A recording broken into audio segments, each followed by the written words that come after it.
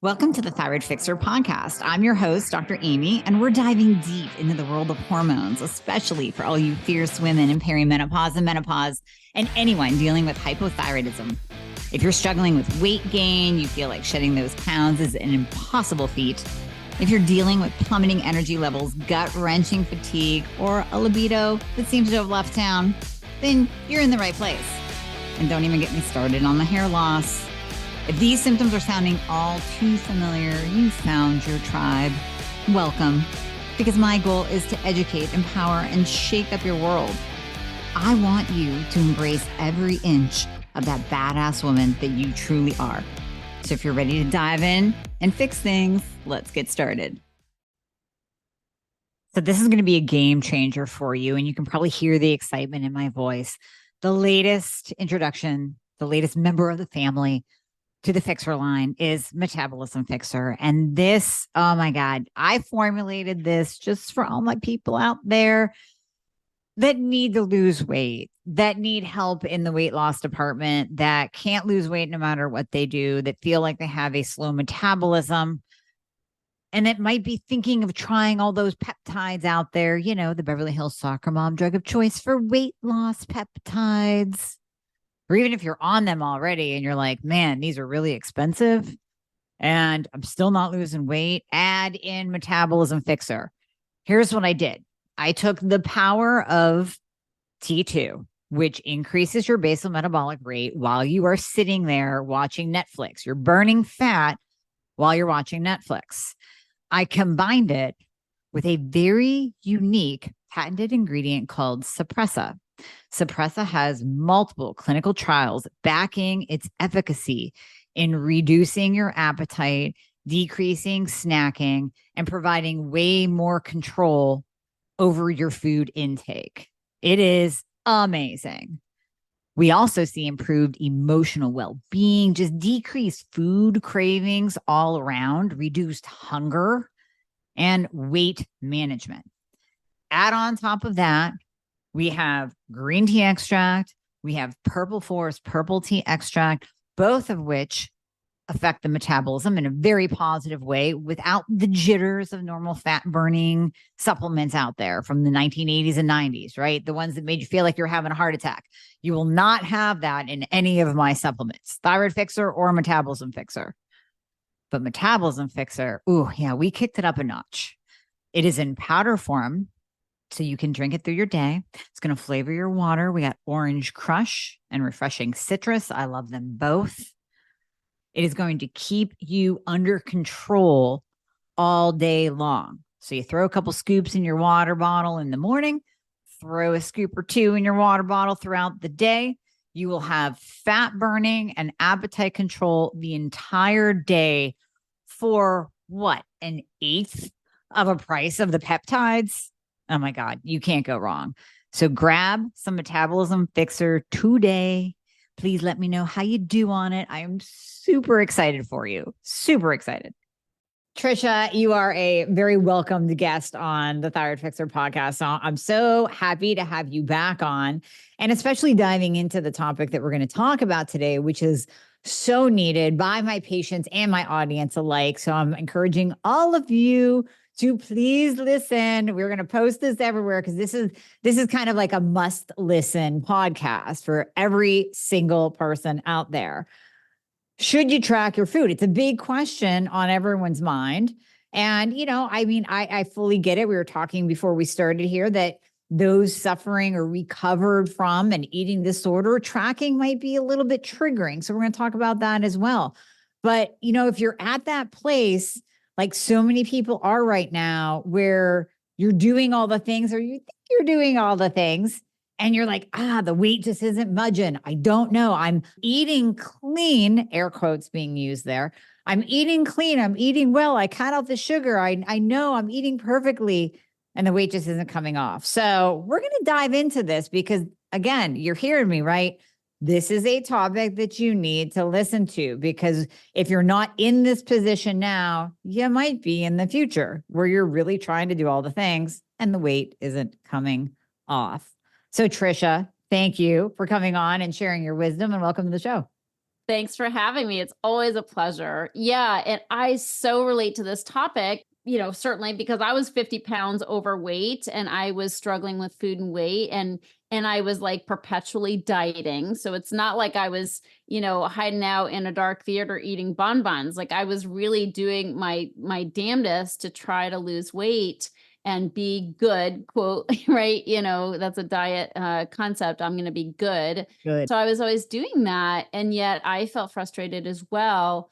And I think that part of the problem, and I literally, to be honest, I was on Facebook in my own group of my clients last night with somebody that's that very same comment. She's like, well, I haven't lost any weight yet. She's in like week 3, right? Okay. It's week 3, right? Yeah, let's wait a little bit, be patient. So, but first of all, she did slip in her comment in the Facebook group. Her comment was, I just can't give up those sugary foods, And so I'm like, oh, well, there's a little clue. But the problem is, for us, because we've done so much, and when I say us, I'm talking about emotional eaters. My jam is helping people with emotional eating, which a lot of people don't even understand that term, but it's really just an emotional dependence on food, using food for emotional reasons. Mhm. And if you're like right now thinking, I don't do that, and you think you just like food, if you chronically struggle with food and weight, it's a good probability that you're an emotional eater. And I actually have a quiz, and we can put it in the show notes, Amie. I think it's a great thing to do.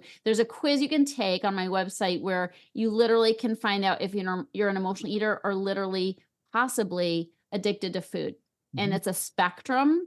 So my experience is it's a spectrum where and what determines where you end up on that spectrum, besides taking the quiz will tell you where you're on the spectrum and with a personalized score, but it's really 2 things that will qualify where you are in that spectrum. One is the level of control that you have. Like, can you, if you go on a cruise and you eat a lot of cheese, it's all prepaid, you eat a lot of cheese and wine, and then you come home and you 5 pounds heavier and you feel yucky. So then you course correct. Mhm. You start jogging more for a couple weeks, you cut out sweets, and boom, those 5 pounds are off. That's someone with a good amount of control and not too many consequences. So those are the 2 sort of qualifiers, control and consequences. Okay. But me, when I would go on a cruise, I'd gain at least 5 pounds because I'm like, I paid for this. I'm going to get my money's worth out of this, Right. out of this deal. And it's a buffet and all that. But when I came home and I was bummed out about not fitting into my jeans, it sent me down this spiral. Like, I'm like, screw it. Like, what's the point? Right. I can't even go on a cruise and have fun. And then I go into this dark hole that could last several weeks, if not several months.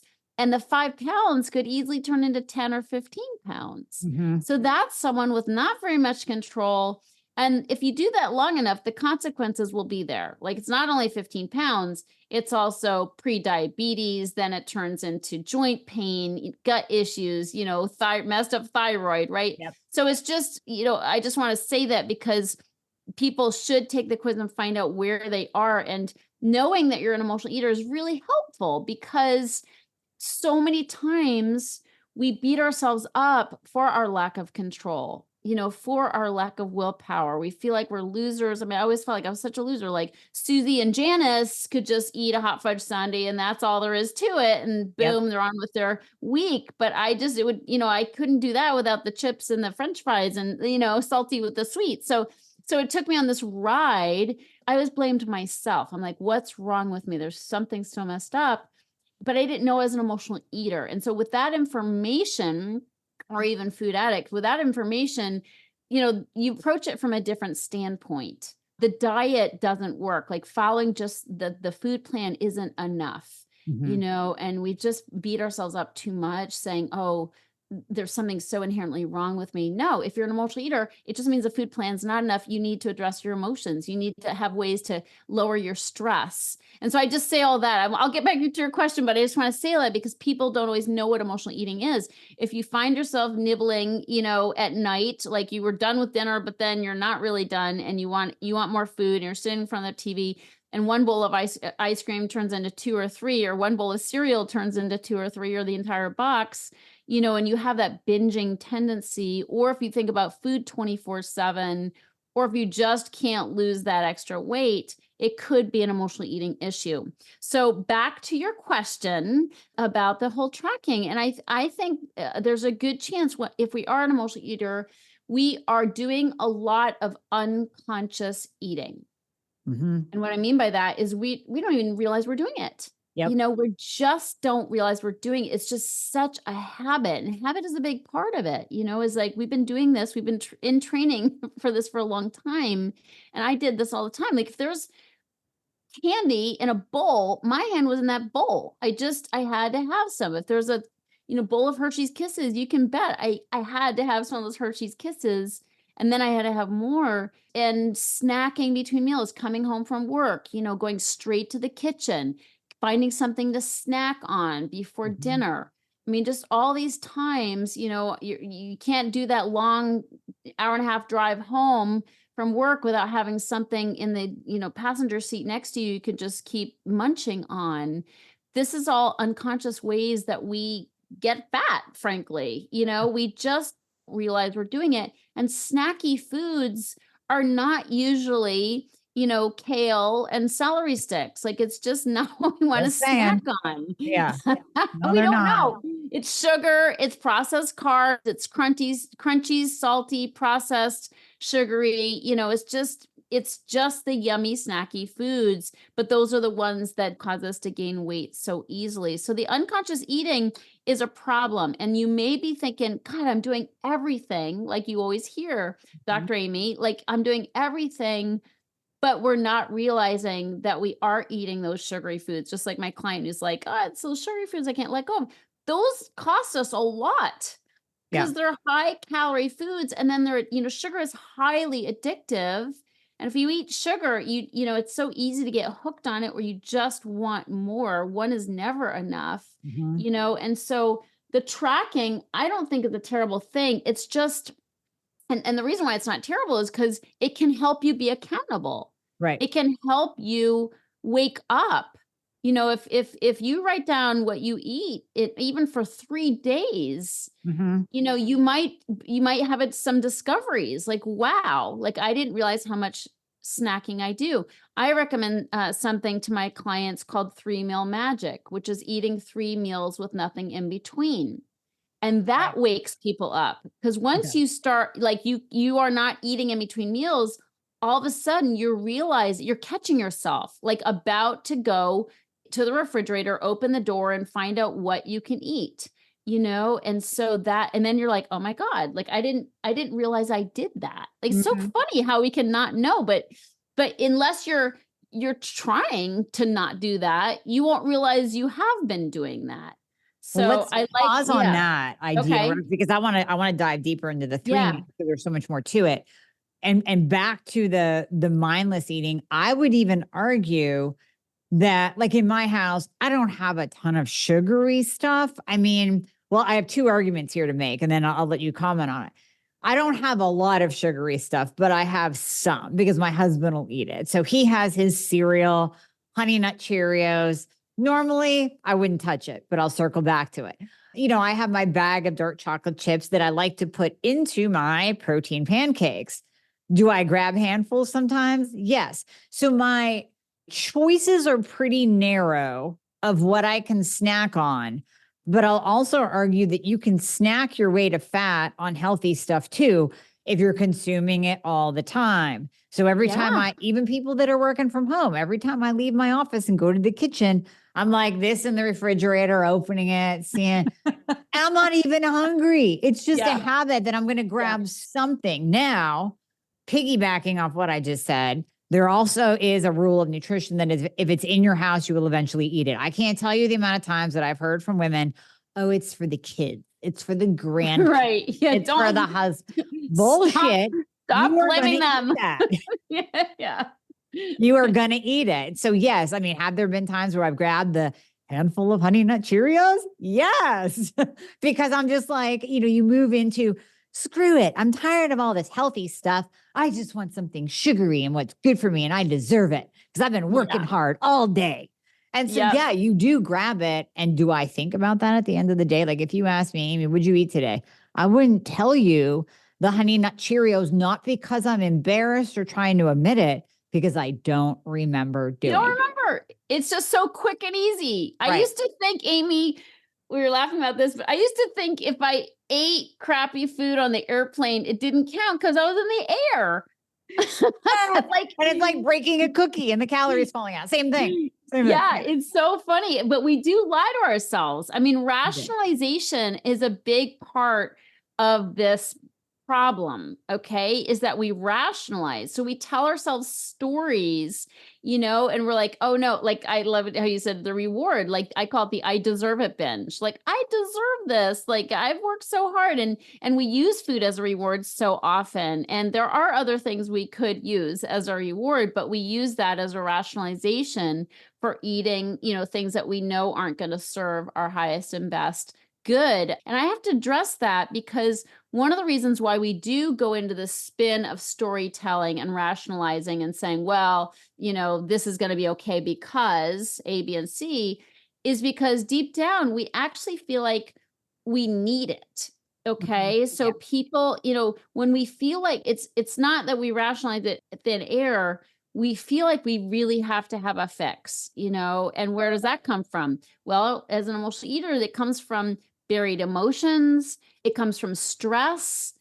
It comes from the habit, like we talked about the habit. And so you don't think of yourselves as needing this, like you don't really need Hershey's Kisses, but at a deeper level where we're not always aware, the unconscious level, food has served us on an emotional level often since we were kids. I mean, I had stuff going on as a kid that I didn't talk to about anybody. I should have been talking to somebody about, but I didn't know who to talk to. Right. And so food was it for me. Like I had to stuff it or I don't know what I was going to do. I was alone and afraid. And I stuffed those feelings and those experiences, that a kid shouldn't have. And it at the time saved me. Food saves us at those times as kids where you don't have a lot of options. I mean, nobody deals with their feelings, so I use food. So what happens is I began to use food to help me get through hard times. And then it became this really ugly habit that I didn't need as an adult. I mean, I wasn't in danger as an adult anymore. But I had ingrained this habit now out of practice to where food saved me, from uncomfortable emotions. And so what happens is it becomes this habit that we just believe food is there for us. Like food is our friend, food is to be depended on, food will, and on a very subconscious level, food is saving our lives. Yeah. And that sounds so crazy, but it's deep down. Right. And we do need it, but I think people think that they need food more than they actually do. I mean, technically, you're not going to die without food. You have enough food, i.e. fat on your body to live for quite some time without access to food. I mean, we can't live long without water, but we can live without food. So despite what your body might be screaming at you, give me food, it has nothing to do with an actual need. I'm checking in with you. How's your energy these days? How's your skin? How's your muscle strength? These are things that are very, very important to me. And I know just from research that after the age of 30, our mitochondria starts breaking down. And these are the powerhouses of the cell that provide us with muscle strength and better skin and abundant energy through the day. So I've added in something that I wanted to share with you, Timeline Nutrition's MitoPure. So when we look into research into healthy aging, it really focuses on that pivotal role that our mitochondria plays in our body. And without our mitochondria working at top notch, then health is just declining. And that's not what we want. Daily wear and tear on a mitochondria is inescapable, but we can do something about it now. Timeline Nutrition's MitoPure is the first supplement that has been clinically shown to replace and rebuild damaged mitochondria. And this results in a boost in cellular energy. And actually, research has shown that individuals experience an increase in muscle strength and endurance without even altering their diet and exercise routine. So, I mean, I can personally attest to feeling the difference. I am now going to ask you to feel the difference. So I invite you to go to timelinenutrition.com. They're giving my community 10% off of MitoPure if you use the code Dr. Amie. So you are going to go to timelinenutrition.com/Dr. Amie and use the code Dr. Amie, DRAMIE. So timelinenutrition.com/DRAMIE and use the code Dr. Amie at checkout.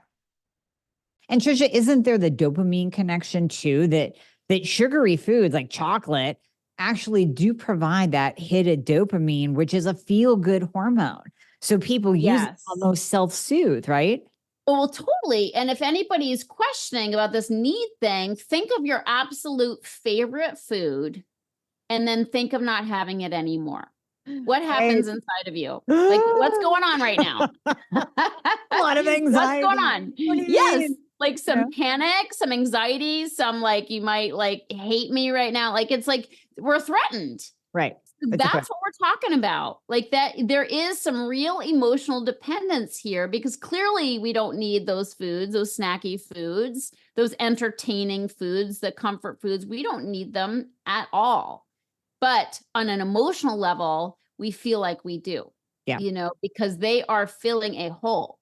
Yeah. They're filling an emotional need for us, I mean, I do this thing called the Quit Sugar Challenge, a 5-day challenge, and I had to add mindset calls to that event because people were so freaked out. I mean, on paper, it's like, of course I should quit sugar. Of course there are no redeeming, qualities to sugar. Right. But don't take my sugar away from me. Like, don't no. Like how would I live? Like what actually comes across our lips sometimes is how would I get by? Like, how would I get by? How would I live? Like, what will make me happy? Like, it's the only thing that makes me happy. It's my happy place. Right. Well, isn't that sad? Okay. So if it's your happy place, it means we got to do some work. Like if that's the thing that makes you happy in your life, and no judgment. I get it. I've been there, but at the same time, it means there is something about your life that does need some work. You have to address that, but we use food so we don't have to address it. Right. Right. Absolutely. And I think so many people get into a mode as well when they're on, let's say, a weight loss journey. They've decided this is it. I'm going to take control of this, buckle down. When you see something not working, you go into screw it syndrome is what I call it. So you go, well, screw it. What I'm eating isn't producing the results that I want. So I might as well just have the pizza, just grab the Snickers. And it's number one, there could be something going on with your thyroid, with your hormones, with something, biological that you need to address to allow your body to give you that reward for eating the way that you should, for consuming, we won't even call it good eating, for consuming healthy, clean foods that your body loves, that are not processed and man-made. Because we all know, and we can all say here, no matter what macronutrient count you believe in, whether it's keto, carnivore, or balanced, Mediterranean, whatever, consuming real foods, not in a box or a can, is going to benefit you, right? You can't argue that. Boom, done. Right. So let's say they're doing that and they're not seeing the results. There could be something biological going on, or there could be something that, comes back to what we're saying. Maybe you're consuming too much, even too much of the good. So the last thing we want you to do is go, screw it, just bring on the crap. Like, that's not going to get you any further. I mean, it will set you back for sure. Even if you don't see an increase on the scale, there's detriment going on inside of your body that can have long-term consequences. So I think the screw it syndrome is also another mindset that people get into. Yes. And I have to say, typically that mindset comes because it comes after the diet stops working. So we all have new diet syndrome. Like you start a new plan. It doesn't even have to be a real diet, but your doctor gives you a plan, like eat this and your gut will heal, eat this and, you'll overcome autoimmunity. But the thing is, like at first we're all excited about the new diet. It's just like the new exercise plan or the new gym membership. So we're all like woo, I'm doing it, looking good, feeling good. Wow, top of the world. But then 2 weeks later, it gets really hard. Mm-hmm. And then we're not so happy. We're like like it's drudgery. We're just trudging through it, wishing it could end. And that's the problem with diets, is they do end. You go on a diet, you have to come off a diet. And it's not sustainable. And so my experience is we get into that screw it mentality at the point where it gets hard. Not when it's our new plan, but when it gets hard. And the reason why it gets hard in my experience is because the emotions that food was anesthetizing, the stress that food was supporting us through isn't there. Right. I say it's excess food, obviously we have to eat, but I'm just saying the fun foods are gone when you're on a diet, and then life gets dull, and then the diet gets hard. And so to me, that's again evidence that we have to go deeper on this, because a diet isn't sustainable. 98% of all diets fail, statistically speaking, which is an abysmal statistic. Nobody would put money behind that. Right. If that was your investment odds, in a new investment, you'd say, I'm going to pass. Yeah. This abysmal odds. So that's why we have to deal with the, like find new ways to deal with our emotions, find new ways to alleviate stress, find new ways to say no to stressful situations. Because emotional eaters, people who struggle chronically with food and weight, are chronic people pleasers. Okay, I have something in my book called The Anatomy of the Emotional Eater, which is typical, like very common personality traits that we have.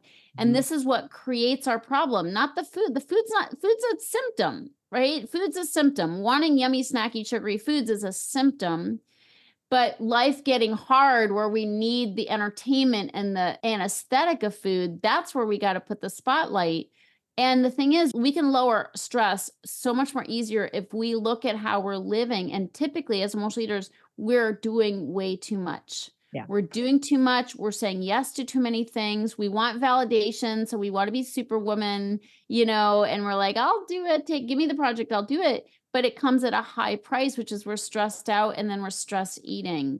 Right. So this is some of the life stuff that makes food a lot more attractive and makes it harder to say no to. And hence we get into that screw it syndrome. Like I can't live at this level of stress and chaos. I can't live at this level of, dissatisfaction in my relationship, in my job, right? In my relationship with my kids, whatever it is. All God's children got problems. Like it happens. But if we don't deal with that stuff, then it becomes impossible to live without those foods that give us comfort. It does.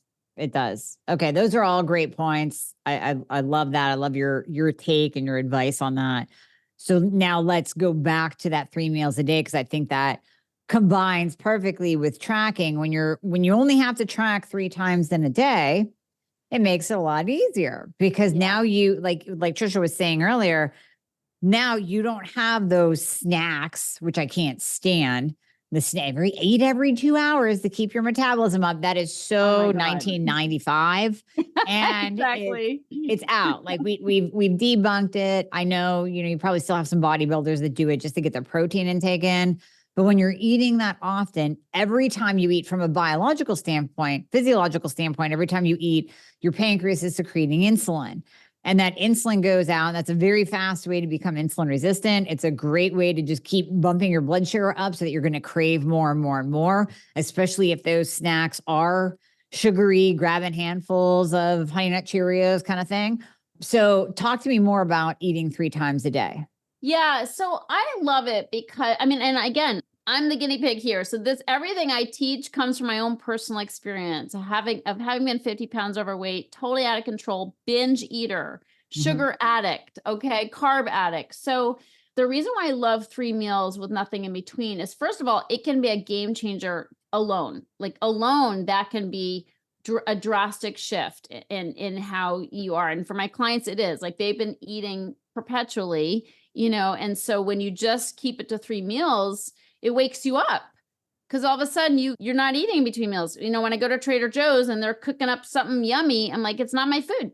Like, that's not my food. I'm shopping right now. I'm not eating, and it's not mealtime. And so it sort of helps me reprogram my brain. If it's not mealtime, it's not my food, period. End of story. I love that. It's clear, it's clear. And it helps with the the self-delusion, right? The self-rationalizing thoughts of, oh no, I can have this because I worked out, or I can have this because I'm going through something hard, or I just, finished a project. It like takes all that off the table. Like, no, if it's not a meal, it's not mealtime, it's not your food. And it also, 3 Meal Magic, I find to be like, some of my clients at first are like, oh my God, this is triggering, it's like diet mentality. And it's really not, first of all, because you can't just do that. Like, you have to put legs under it with self-care. Ways, again, to bring down that stress. You have to change your life, right? If nothing changes, nothing changes. You won't be able to do 3 Meal Magic any more than you could do a diet. Right. Okay. So you gotta do more than that. But it does clean up your food. It does make you aware of how many times you're going to the refrigerator, just bored, looking for recreational food. And it does, to me, it's kind and compassionate to your body, because we've done so many crazy fad diets. We've done so many crazy things with food, both in overeating and then trying to overcome, like try to lose weight, drastic machinations, including, maiming your body with surgery, like reworking your plumbing. I mean, it's like we've done some very drastic things to our bodies. So it's sort of a way of coming home and learning how to treat your body with love and care. And my body knows it will get fed. Like, I don't starve myself. I don't do, and I love, the idea of intermittent fasting. I love at least putting, 12 hours between my dinner and my breakfast. So that's a little bit of IF that I do. Yep. Is just, stop eating at 7 and don't eat breakfast till 7 in the morning. But other than that, I don't like to go too long without eating. I don't like the 60, hour window, because my body's, it just needs to settle down. My nervous system needs to settle down. I mean, you wouldn't say to your kid, your 5-year-old daughter, hey, why don't you skip a meal here and there? You're going to slim down. Yeah, no, you wouldn't at all. No. But we'll do that to ourselves all day long, which is self-abusive. Like, no, like, let's treat our bodies with love and care the way we would our 5-year-old daughter. Like, I like to say that because it sort of makes it clear, like, what are we doing? What are we doing? And are we being kind and loving? So when my body knows, without a doubt, I will feed it on a regular schedule.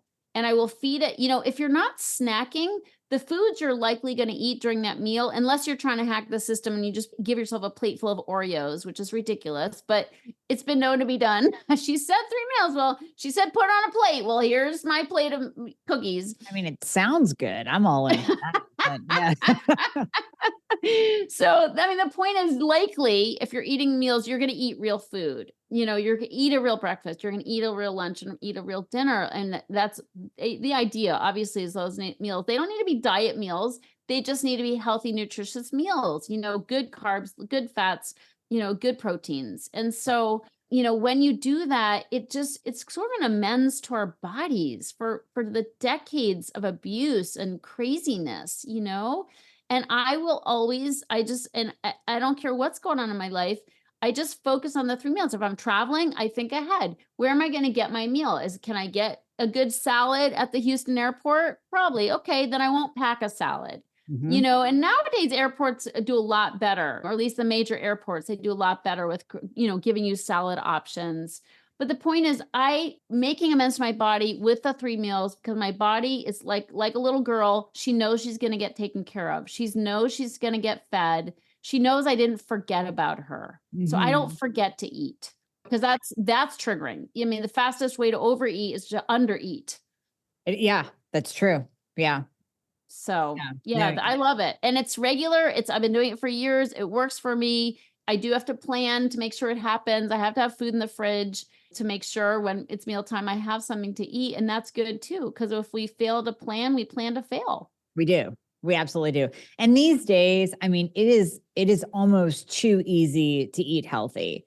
So when people say like, I can't, I call bullshit on that, because you can stop at a Chipotle and you can get a bowl filled with protein and real food like black beans, and keeping your carbs low, avoid the rice, for God's sake, put it on a bed of lettuce. I don't know. But there's enough places out there these days, fast food included, that you really can eat, even if it's somewhat healthy. I kind of trust Chipotle a little bit more for their protein source than I would like McDonald's, but you can still make it work for you. And then there's meals, there's factor meals that you can do, low carb, keto. There's, the healthy, whatever apron, Blue Apron, healthy things. Yeah. It's just easy. It's easy these days. There's no excuse as to why you can't have 3 square meals a day. And I'm with you, Trisha, on the fasting. I mean, that could be a whole other episode of, women fasting and when you should and when you shouldn't. But if you have an eating disorder, if you have cortisol problems, if you have hypothyroidism, you probably shouldn't do these long fasts. And if you're a woman, if you're only eating once or twice a day, there is no way in hell that you're going to get in the protein that you need to keep your lean, sexy muscle, to grow your hair, to have beautiful skin and nails. No way. Yeah. So fasting really has a lot of downsides to it. Yep. Yeah. And it's just, especially for people who have been chronically dieting, it's just, we need to just settle down, come home to ourselves and learn how to treat our bodies with love and care. Our moms are right. 3 squares a day. It's like, let's get back to that. Yeah, exactly. The old school way of thinking. And, even the meat and potatoes meal, it's like, there's nothing wrong with that. It was real food. Yeah. It was actually real food. It beats a lot of the alternatives these days. Exactly. Well, I think this is fantastic advice. And I would encourage everyone to take your quiz, because even as you were talking, Trisha, I was remembering the days of when I was competing, and there was such, restriction that it created an emotional eating pattern in me, to where when I, let's say, was off season, i.e. not in a crazy diet mode, I would binge because I would think, when am I going to have to restrict again? When can I not have this food? I'm going to get it all in. And then I would go into restriction mode where, until I could have a cheat day. And then that cheat day was like, oh my God, I only have one day. Let's get it all in, to the point of getting sick. And then you go into restriction mode again. So that definitely created, it took a long time. For the first time, well, I've been able to do this maybe 2 or 3 times now recently in the last few years. I can keep a jar of peanut butter in the house longer than 1 to 2 days. And that's a huge feat for me, because peanut butter is very triggering. It's sweet and it's salty at the same time. And I would down that tablespoon. You want to talk about mindless eating? Tablespoon after tablespoon, to where I would look and go, how? I just bought this yesterday and it's half gone and I don't remember eating it. It was so mindless. So yes, that created in me that emotional eating pattern, the binge restrict. Yeah. And so I would encourage everyone to take the emotional eating quiz, because you don't know what you don't know until it's right in your face. And then it's like, okay, maybe this is something I need to address. Amen. Yeah. So I love you. Thank you so much for your wisdom. Once again, you have such great experience. You have great programs that I encourage everyone to check out. So tell people where they can find you. We'll put it in the show notes as well, along with a quiz. Yeah. healyourhunger.com. And the quiz is right there on the homepage, but that's the best place to find me. I'm also on Instagram at Tricia Nelson _ at the end of Nelson. Beautiful. We'll put it all down there. Okay. Awesome. Thank you, Trisha, once again. Thank you. Love you so much.